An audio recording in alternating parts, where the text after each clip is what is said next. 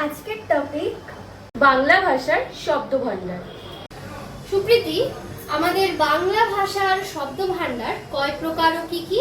আমাদের বাংলা ভাষার শব্দভাণ্ডার 3 প্রকার: মৌলিক শব্দ, নবগঠিত শব্দ, আগত বা গৃহীত শব্দ। সঞ্চিতা, নবগঠিত শব্দের কটি ভাগ রয়েছে? 2টি ভাগ। মিশ্র শব্দ যেমন হেডপল্লী, রাজা বাদশাহ। 2 নম্বর অনুদিত শব্দ, সংবাদপত্র ও দূরদর্শন। সুপ্রীতি, এবার বলো মৌলিক শব্দ কয় প্রকার ও কি কি? মৌলিক শব্দ 3 প্রকার: তৎসম শব্দ, অর্ধ তৎসম শব্দ, তদ্ভব শব্দ। তৎসম শব্দ হচ্ছে সূর্যচন্দ্র, অর্ধ তৎসমটা হচ্ছে জোছনা কুষ্ঠিত, তদ্ভব শব্দ হচ্ছে হাত আর চাঁদ।